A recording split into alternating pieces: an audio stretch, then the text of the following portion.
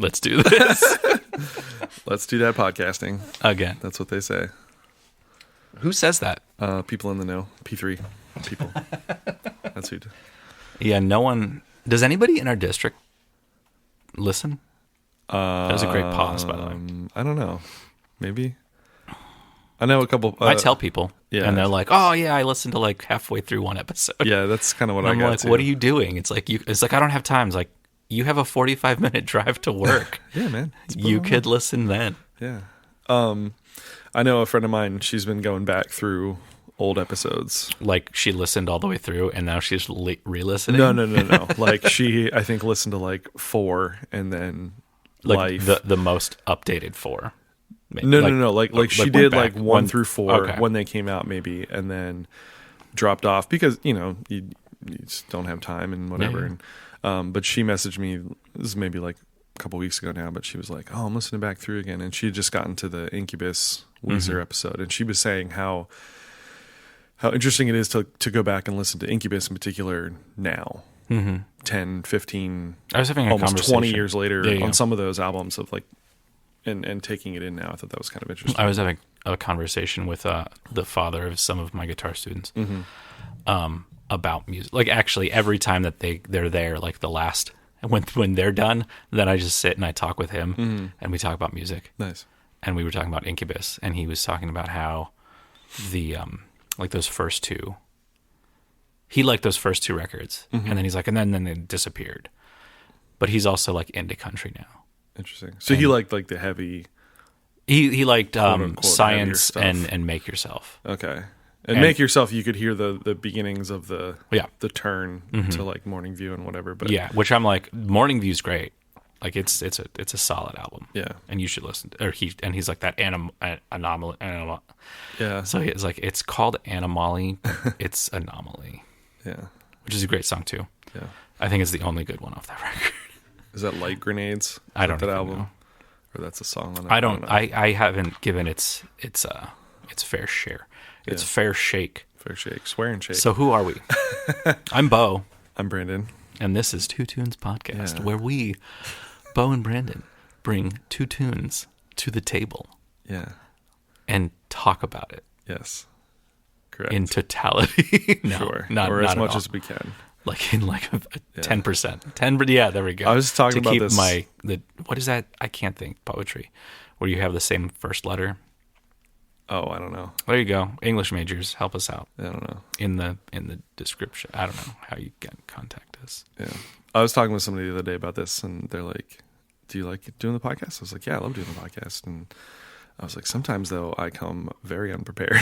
Is today one of those days? Well, not so much, only in the fact that there's not a ton of information on. Well, yeah, because they're no longer a group. Well, but there could have been information in the 7 years they were together, but there's just not a lot. It's just one of those. I'll talk more about it. But my band, there's tons of there's information. a lot, yeah. I'm going first, by the way. Cool.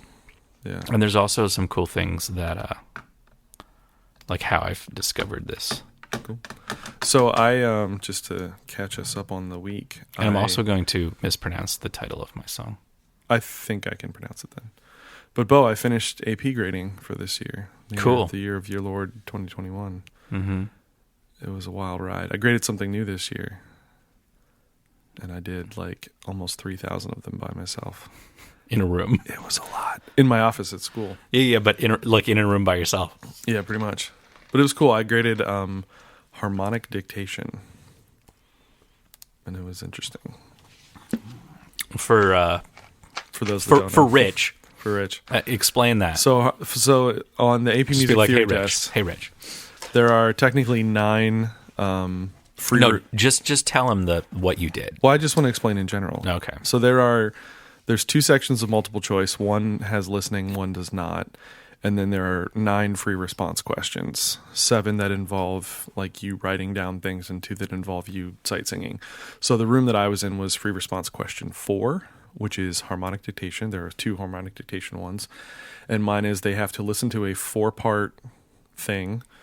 They get 4 listens, and they have to write down the soprano line, the bass line, and the Roman numeral analysis of what they heard. So sounds fun. That's the way it works. Yeah, it's tricky. I mean, I wish I could do it. Mm-hmm. I'm not that. I need to basically practice. Yeah. Because that's how you get good at that. Mm-hmm. And really, I don't want to do that. I want to be able to just listen to something and be like, oh, that's an easy bass line, or that's like just pick apart the song, which I do. But then I just like get bored and like solo over top of it myself. Sure. And just be like, oh, I'll just do whatever I want. Yeah. It's very fun. Cool. How was your week, Bo? On Friday, I biked 10 miles with a fellow teacher. Nice. And one of our principals. That's cool. 10 miles. And my bike broke. And like, okay, so it was a rail trail, so like it was very flat. It was not flat. It was uphill the whole way. Or one way. Uphill both ways. It was uphill both ways. No, it was uphill the whole, like, as we were going out. It's a rail trail, so it was a railroad. Okay. And then get rid of that and just make it into a trail. So did 5 miles out. At some point, they wanted to, we're going to go down this hill, the only hill of the day, to go down to the water. And then as I'm going down the hill, it's like, all right, well, I'm going to, kick on my brakes. And when I mean, like, both brakes are shot, the front and the rear. Cool. No, it wasn't, because then the bike, like, really broke. So I'm just riding a bike with no brakes. Yeah, and running into people. But I did 10 miles on a bike, which was really great. I'm not athletic, so my heart rate was very, very high, or at least for me. My Fitbit told me it was like at 120. It's 90 right now, which is probably not good. Yeah. I'm not doing anything. But it is hot in this room. Very hot in this room. And then the next day I walked 5 miles, the same place, but with 2 dogs and my wife and my daughter. And then there's like water near that, so we went down to the water. That's cool. Well, yeah, that's what I've been doing. Sweet.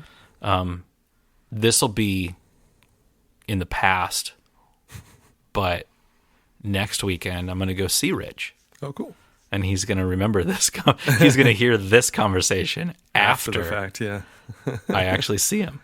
That's funny. So it's a surprise. Well, it's not a surprise trip. We both know we're going to see each other, but like he's going to an area for one reason, and I'm going to relatively close to that area for another reason, and then we're just going to meet up together. Word. So I'm excited to see Rich. That's cool. Tell Rich I said hi. I Actually, I'll tell Rich right now that I'm saying hi. But you're going to tell him. But I'll tell in him the past, which is our current future. But as you listen to this, welcome very to Stranger tired, Bo. Things. Speaking of Stranger Things, bro, is this in Stranger Things? Like, it's in a lot of it's in a lot of soundtracks. things. Okay, so the way that I heard it in 98, 99, somewhere around there. Okay. So there was how do I put it? There was a show on MTV like late at night, where they would showcase short films and mostly like animated films. And this was one of the films. It was called More and came out in 1998. Short film by Mark Osborne using stop motion animation. For those who have no idea who Mark Osborne is, Me. So after More, so he did like little videos, but he directed. He was a director, live action director, and consulting producer for SpongeBob SquarePants. Okay. Going down through, he also directed Kung Fu Panda. Nice. He directed Patchy the Pirate cutscenes of SpongeBob's Squiggle Pants in 2011. Okay. Directed The Little Prince in 2015 and executive produced. He feature films Bone, which is based on the comic book. Director, screenwriter, and then Escape from Hat, which I have no idea what that is. But he's a director. So he produced this short film called More, which I watched in 1998, 99, somewhere around there. And so plot, because it's only like it's 6 minutes. It's the length of this song. Okay. Like the song is kind of the basis for it. Like everything that happens, he directed the movie to feature the song. I'm going to say it's Elegia. Yeah. Moore tells the story of an inventor who lives in a drab, colorless world. Day by day, he toils away in a harsh, dull, and dehumanizing job, his only savior being the memories of the bliss of childhood. But at night, he works secretly on an invention that could help him relive those memories and spread their joy to everyone in his despair-filled life. When he finishes the inventions, it changes the way people look at the world. Like basically, there's like these goggles that like make you see color. So he lives in like a black and gray world, and then when you put those, you see like colors. It looks like it's trippy. But his success changes him because he's like kind of taking the inner joy to make these things. Like there's like light colors coming from his body, and then he takes that to like kind of power the things. Like first he's like the worker, and then there's a guy like yelling down at him. It's like, get to work, keep working. And then he becomes that guy, and then the guy's looking up through the glasses that they're making, and it's like the thing is called bliss, like the product. But his success changes him because he loses an important part of himself. But it's really good, or at least it was in 1998 for me. Sure. Enough to be like, that's a really cool song. So that's where I found it. And then I didn't really realize that it's been in a lot of things. It's been in Pretty in Pink, the confrontation scene, like right at the beginning of it. It would have been pretty new at that point, probably. Yeah, this came out in 85. The trailer for Night of the Living Dead and CSI episode American Masters, which is a documentary about Truman Capote, Stranger Things episode, and a Metal Gear Solid 5 trailer. And this is all the things that, Cool. And an episode of The Crown.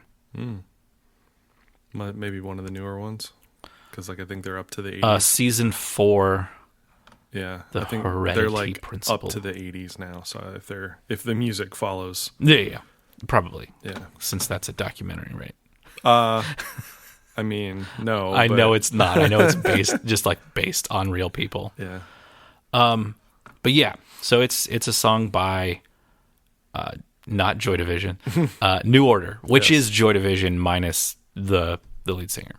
There are actually two versions of this song. I've listened to this mostly, the shorter version, the 5-minute, which is basically, they've said it's an edited version. So it's like they recorded for 17 minutes, and then this is just like the pared down version of this version. Do you know, is it like cut and paste pared down, or I think it's cut and paste because I listened to the full version just once today.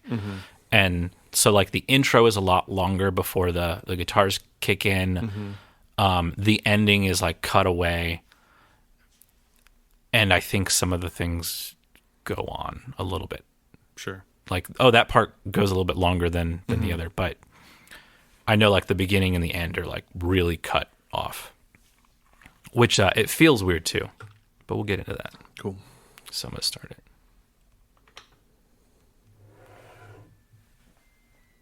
Fade in. Fade from black. Which in the movie More, there's like children on a merry-go-round. Yeah, as this goes around, right?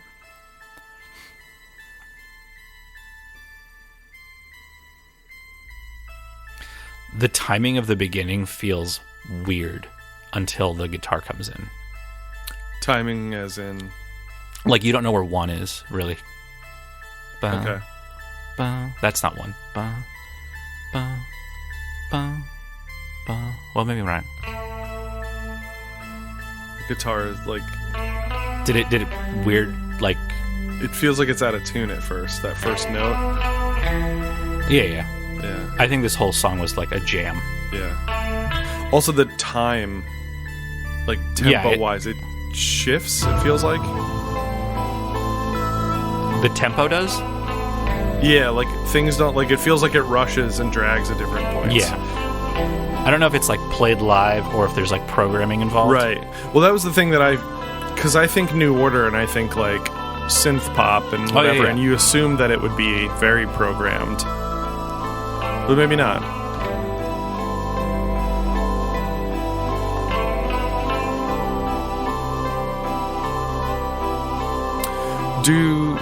How much New Order have you listened to?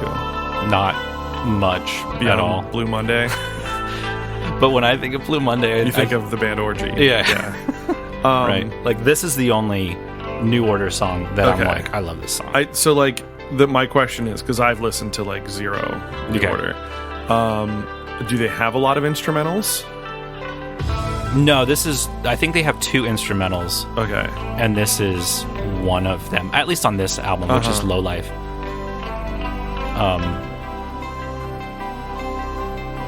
Does it say instrumental? No, there's only 8 songs on this record. Mm-hmm. Yeah, my first thought on hearing this was like Stranger Things, of course. Oh, yeah. Totally. I got this habit from an ex of mine, but like watching things with the captions on. Okay. And now like I have trouble watching stuff without captions, and I think it's just because like, I don't know, you get used to it. And it's not like I'm staring at the captions. Yeah. But anyway, I say all of that because when you watch Stranger Things with the captions, every time there's like a musical cue, it's like specific. Well, it'll say like ominous synth music, scary synth music, upbeat synth music. That's all it is. It's like adjective synth music. Gotcha. And I had the thought during season 3 last summer of like, I should go back through and take like a picture of every single one of these and like and put a meme to it. Yeah, or just I don't know, for my own thing. But I thought it was very funny. Little breakdown. Yeah. Bridge. It's very much like the same thing over and over and over again. Yeah. Like, and I think the guitar part is mainly like the solo of it. But it definitely evolves over time. Mm-hmm. Like, that's the thing. Like with the 17-minute version that you were saying, like that's what I was wondering. Like it gets really messed up. Yeah, I sort of figured that they some of these sections were longer and more drawn out and whatever. Because even that intro is like a minute almost of this 5-minute song. Yeah. Well, I don't think it's because I that's think a cool effect with the cymbals side to side. The reversed. I think the what is it? The intro. My thought of the intro is before the guitars come in, and then it gets dirty guitar, distorted. Why would I say dirty? Distorted guitar.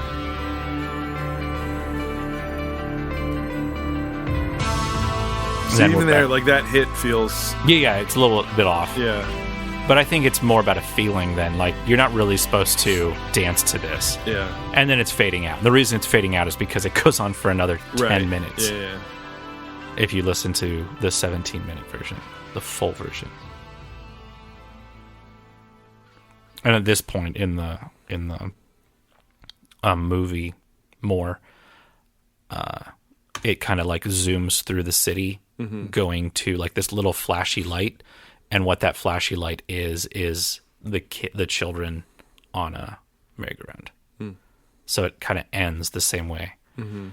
So I believe that you can see, like if you just type in, let's go to YouTube, and then you type in more.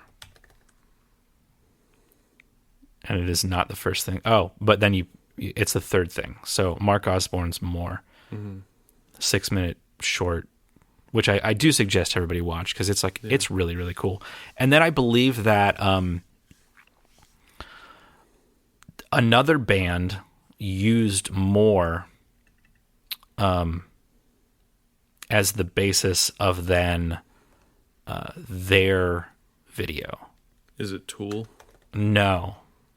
There's because when you were describing it, there's like a Tool video that was, No. I mean, Tool videos. It does. It looks very similar to those Tool videos, but those Tool videos they're made by the guitar player. Right.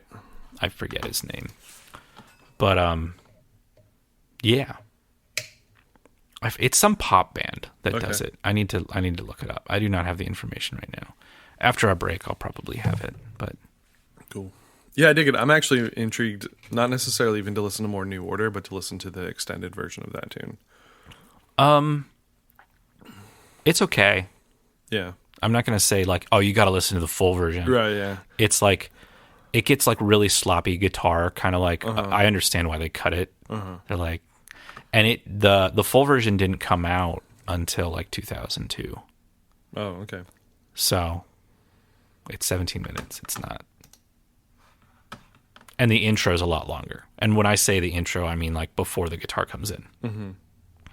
So that's my take. So I couldn't remember what the definition of elegy is, which I assume Elegia is based on, but like haunting, that kind of thing. Like, I'm like, yeah, that makes sense. That's all. I just couldn't remember what Well, now we're looking up the definition. Although, actually, I guess I just looked up elegiac. Well, Elegy, a poem of serious reflection, typically a lament for the dead. A poem written in elegiac couplets, as notably by Catullus and Prosperitus. Yes, there you go. We got it, guys, even though there's no words. All right, we'll take a break and be right back with song 2 of Two Tunes Podcast. Dope. We back. And we're back. I don't know what I get that from, but I did that in my old podcast that I had with my other friend. Nice. Because I have 2 of them. Nice. I got 2 friends. So in the meantime, Bo showed me the More video, which I think I've seen, because I also watched MTV late night things, whatever. In the 90s. Yeah. In the late 90s. But yeah, it's really interesting, and it's really well done, both in the stop motion animation, but also just how it coincides with the music, and it's cool. And we noticed that at the end, there's music added that's not part of the original song. It like flowed right into it too. Yeah, it did. I think what they did is like bled over top of it and it's like, let me just play that chord progression. Yeah. But then go out on that. Yeah, it was neat. It was cool. Yeah, check it out, everybody. Cool. Swear and Shake. Great name. Is it? Yeah, it's just interesting. It's not like clever. It's just, I don't know. I think it's kind of cool. When I see shake, I think of like shakers. Shake and bake. I had that the other day. Yeah, you did have that the other day. Yeah. So I know about Swear and Shake the same way I know about several other bands, is that they opened for somebody else that I was going to see. Okay. And then you kind of like, you're like, okay, all right, let me buy your CD and check you out and stuff. So about 5 at least 6 years ago, I think at this point, I went to see Ingrid Michaelson. Okay. With a friend of mine, and at the Chameleon Club, R.I.P. in Lancaster. Yeah. And that was a good venue. Yeah. So we went to see Ingrid Michaelson, and which was my first time seeing her. I've seen her a couple times since, and she's really great. But Swear and Shake was, I'm going to say, one of, if not the only opening band. I don't remember. Usually on things like that, I think there's usually like a couple people that open. But Swear and Shake was like one of the opening groups, and they only did like 5 or 6 tunes, and I just really dug their sound and their stuff. And like I said, like went back to the merch table and bought, I think, maybe their first EP and also the album that this tune comes from. So yeah, before we listen too much, we should mention that the ending is weird. I'm pretty sure it's supposed to be a fade out. They just don't. It just stops, which is odd. And I don't have the CD handy to go back and listen and find out what it does on there. But on the digital versions, it just abruptly stops. Yeah, I listened to it and it stopped, and then it went to the next song, and I'm like, yeah, something's messing up with my iPhone. Yeah, right. Yeah. And then it happened again. I'm like, no, what's going on? So then I like stopped and looked at it and was like, no, it says it's got 3 seconds. And it doesn't even like go into the next song. Like it's not meant to do that kind of thing. Like it just next tune. Yeah. Yeah. So it's a little weird. Did you for a second think that I sent you like a Miley Cyrus cover? Yes. I thought you might. Yeah. So the tune's called Wrecking Ball. I'm like, is this a cover of Wrecking Ball? Yeah. And that's a good song, by the way. Yeah. That Wrecking Ball. I don't know the timing of when they came out. To be honest, I'd have to like look that up, which if only I had a device in my pocket that would allow me to look things up like that instantaneously. Let me do that real quick. Boop, boop, boop, boop, boop, boop, boop, boop, boop, boop, boop. Not Wrecking All, Wrecking Ball. Wrecking Ball. So Wrecking Ball by Miley Cyrus came out in 2013, so before this tune, right? I don't know. I think this came out in, let me see. I don't know what I'm doing. I think this came out in like 2014. 2012. 2012. Oh, okay, so Swearing Shakes was first. Either way, not the same song. Yeah. So they're not a band anymore. They were a band for 7 years. They've since broken up. And when you released this album, 2 members left. Yeah. There were 5 at one point. Yeah, so it's pretty much just like the 3. The lead female singer, the I don't want to say lead guy singer, but the other singer, and then like I think the guitar I don't know player. enough about the band to actually like give them like what everybody does. I just know this song. I didn't listen. I mean, there's like 2 details. singers, guy and a girl. She's like mostly the front woman and stuff. I'm trying to remember now back to when I saw them. Was it just the 3 of them? No, it was probably like 5. But again, like maybe it was the 3 of them and 2 touring band members kind of thing. Probably. You know? Or maybe it was just the 3 of them. Like I don't remember that much into it. What year would you say? 2015 maybe. Okay, it may have been like 4 people. Yeah. And then so there's like past members, and there was 2. Yeah. One guy was in the basically. I think the one guy left, and then they got a replacement, and then he left, and then the band broke up. Okay, fair enough. Yeah, a lot of, if you like go on their website or look at other like promotional pictures, it's just 3 of them. Okay, yeah, and I want to talk about this. This I thought was hilarious. Okay, in 2012, Swear and Shake released their debut album Maple Ridge, which this is it. This is from that, yeah. Yeah. The band's campaign to fund the record through the crowdfunding website Kickstarter exceeded its goal by $750. $750. I know, it's such a weird. And I was like, why? Weird thing Why to put would in you there. say that? Yeah. Now that I read it back again, at first I'm like, exceeded their goal. I thought it was I did the exact same thing. Yep. It's like, you only needed $750. Yeah. It's like, it exceeded by $700. I guess that is an interesting thing because like most bands, when they do a Kickstarter or whatever, like they blow it out in like the first day, and you know they're making way more than they expected and whatever. And I mean, a smaller band like this, you know, that certainly had at least enough cachet or whatever, or following that people did it. But yeah, to only because people don't know, like things like Kickstarter or whatever, you have to meet the goal that you set in the time that you set. Yeah, or else you just don't. It just doesn't happen. And you're not, people aren't losing their money. It just means like if you go to back something on Kickstarter, if I put in $50 for something and then it doesn't happen, no harm, no foul. But it also means that they don't get that money and they're kind of stuck. So it is interesting in the way that they just barely made it over the amount that they needed. But it is kind of a funny thing to put in there. Kickstarter does that. You have like meet, what is it? I don't know what like make or break. I don't think that's the right metaphor. Well, it's all or nothing. There you go. There you go. All or nothing. Where what's the other big one? Like Indiegogo. Yeah, Indiegogo. It's like, you give that money whether you get anything or not. But that's not setting it up of like, we're going to give you something in return. It's just like, please help us. Yeah, what do I get of it? Nothing. The big thing with Kickstarter is that there are usually tiers of stuff. Like so you get stuff. Give $1 just because you want to. Give $5. We'll give you a sticker. Give $25. We'll send you a signed CD or whatever. Like, and then there's like some really interesting, depending on the bands that do them and stuff. And there's always like, I've seen ones that are like, give $10,000 and we'll like play a show at your house or whatever. And like, and some of them are like, pay $3,000 and you can get a producing credit. And Yeah, so, exactly. Yeah.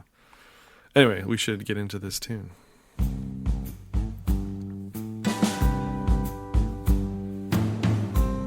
I did not listen with headphones. I listened in my car. So I like that the one guitar is on the right. And whatever the hell that is. I think it's a hurdy-gurdy. No. Maybe. I don't know. There's also like sound effect-y things happening. Yeah. So I really like her voice a lot. Okay. Kind of reminds me of, what's her name? She's a YouTuber from England. Mary Spender. There you go, Mary Spender. You can hear that a Kind little of, bit. kind Yeah, of. A little bit. Not like, oh my god, that's exactly...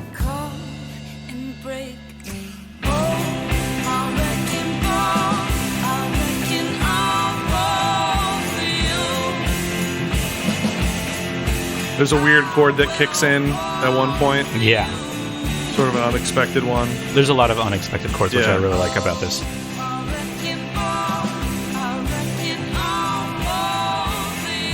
Right here. Yeah.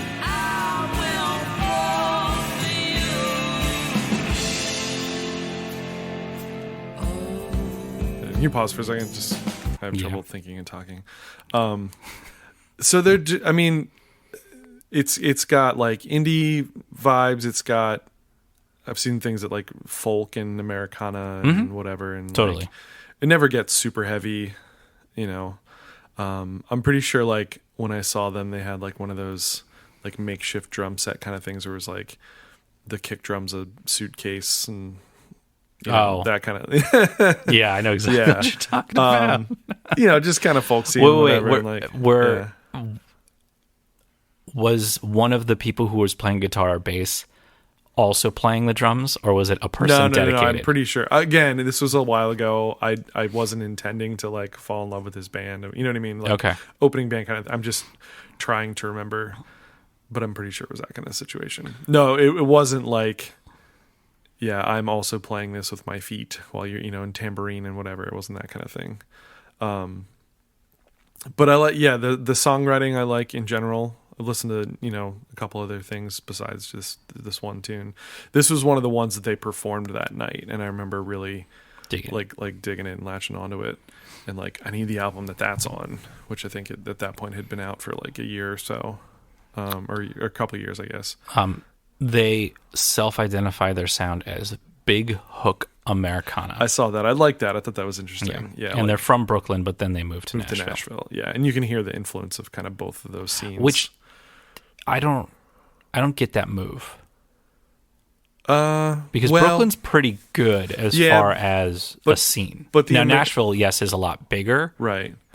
But that's a bad thing as well. Yeah, because you get lost in the big. Yeah. I think you can hear elements of country-ish, I guess, with that Americana folk rootsiness. Like, so maybe that's more where they were trying to go with things. I don't know. Let's ask him. Continue. Solidness of fate. I like the drums, like that.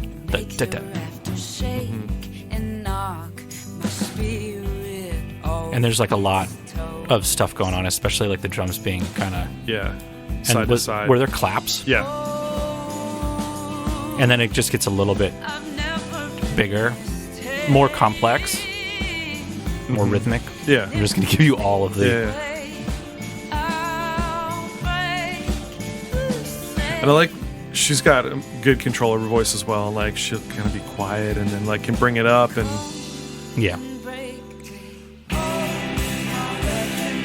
It's a clever line too. Wrecking ball, I reckon I'll fall for you. Like that's clever. Look at that.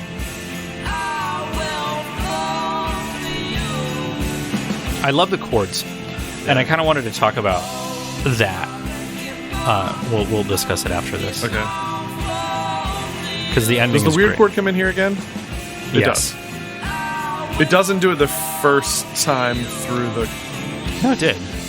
sorry, the chorus is almost like a double chorus. Okay. But but the first half of the double chorus, it doesn't do it, but it does do the yeah, second I got part. you. Because it would be right here. Yeah. But it's not. It's kind of, yeah. That was kind of. Yeah. The wordless vocal on just the O's on the bridge. Which is the same guitar riff. Yeah. Or chord progression.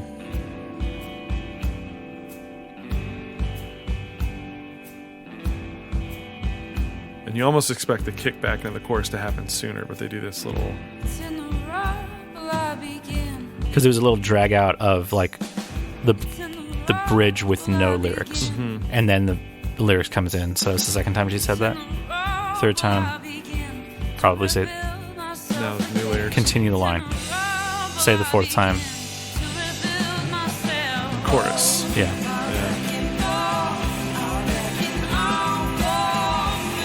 Well, that would be right here. And they don't do Yeah. it, yeah. Which again is a cool use of that, like, save it, you know. I don't know what that was. I pointed at my left here. I'm like, listen, but not really. Yeah.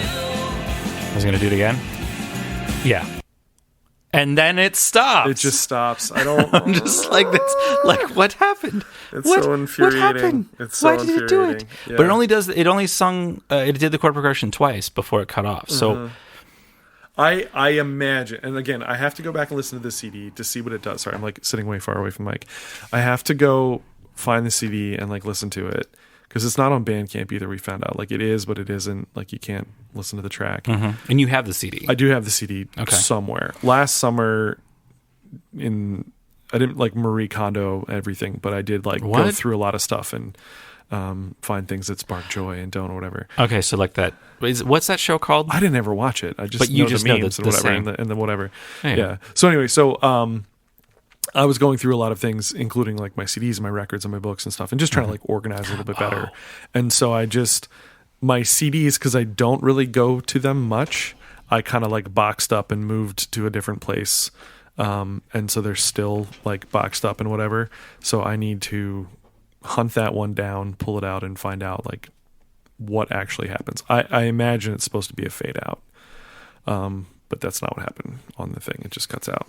So anyway, all right, good tune, good band. Yeah. I really dig it. It reminds me of another band, but I forget what. It reminds me of several bands. I forget what the band ways. is. I saw the band that I'm thinking of. It's really just one guy, but then it's like it's a big band. Like it's either him by himself. It had been him by himself and I forget what this is. So no one's gonna know. You guys do the work. But it's like the band just looks Americana. They don't really sound like it. But guitar with vocal, acoustic guitar, upright bass, violin, I think, keyboards, maybe drums. I think maybe even a trombone in the band. This is for me and also for you, the listeners, to do the research for me. But I also think it's like the Family Something or the Something Family. I saw them with the Deer Hunter. Okay. They were so there were three acts on this tour. Deer Hunter headlining. This band was main support, and then openers was Vava or Vava. It's just VAVA, right? Which I'm going to say friend. My friend Mike toured with Vava. Amazing guitar player, amazing like songwriter, really, really cool. Anyways, so that's the band that you guys need to search for. But I have like two things that I want to talk about that have nothing to do with the show. Swear and Shake reminds me a bit of, if you're familiar with the band The Hush Sound. No. And also a band called Melt. Okay. And I think the biggest reason why both of those bands, or all three of those bands, remind me of each other in a way is like the male-female singer thing, like where there's both kind of going on. And Melt and then the Hush Sound more so maybe than Swear and Shake, of like, this song is the female lead singer song and this song is the male lead singer song, that kind of thing. Like it's more that way, where Swear and Shake is a little bit more like they're singing together and stuff. And I also think more of it. I think her name's Carrie or Kari, depending on how she pronounces it. It's Kari, but I think of her as like the front woman. I would say Carrie, but I could be completely wrong. It could be Kari. It could be either way. So anyway, what are your non sequiturs that you want to talk about? Yeah. The thing one is, so you were talking about like, records. Yeah. I was like, I'm going record shopping as soon as we're done here, by the way. I am not going record shopping as soon as we're done. Come with me.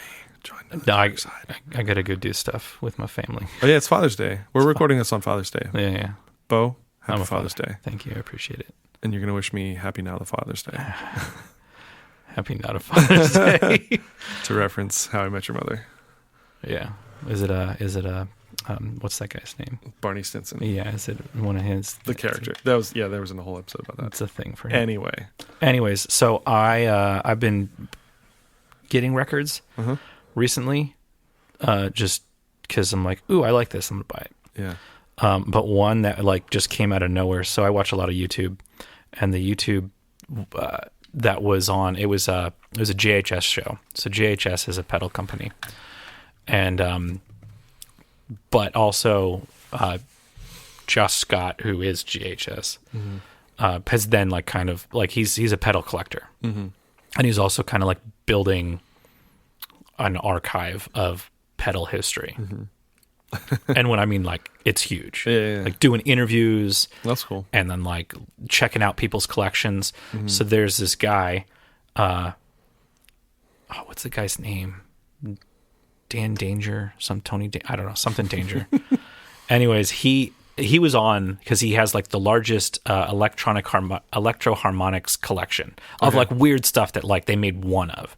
So in the 90s, he's just like, I like this company, and then just bought everything that they made. It's like, they made this, I need it. Yeah. And stuff that's like, I've got 2 of these. I got this out of the trash. Yeah. Like searching trash. But he is an artist, which his stuff I was talking about a couple weeks ago. His art's really, really cool. It looks great. It's like dark and like it's prints. So like, I'm going to do it in this color. Yeah. So like the colors are really cool. But at the end, he's like, I did this this album called X Crime Dog X. And I didn't watch like the day it was released. I maybe watched like within the week. But it's like, we only have like a couple of these, so like they're few and far between. And I'm like, oh my god, I gotta get it. So what it is Gruff the Crime Dog. Yeah, from McGruff. McGruff the Crime Dog. Yes, it is McGruff. Yeah. These are 1980s don't do drug commercial type things, or like just crime in general. It's like don't get into cars with strangers. Yeah. And they would do these songs, and the guy is like, they were always like really good songs. And then he got to thinking, it's like, but like at some point in the song, they'd get like this preachy part. So it kind of reminded him of 1980s straight edge hardcore. So he redid all of the songs as 1980s straight edge hardcore songs. That's amazing. And named it X Crime Dog X. Yeah. And only like made a certain amount of vinyl. Now it's only like it's a 12-inch, but it's only music on one side, and the other side is just nothing. Oh, cool. Okay. But it's got like a dog, and then a dog transforming into McGruff. So it's like I'm on 4 legs, and then standing up, and then putting on the trench coat. That's amazing. Because the character has that. But I got it the other day, and it's like it's red vinyl. It's so hilarious.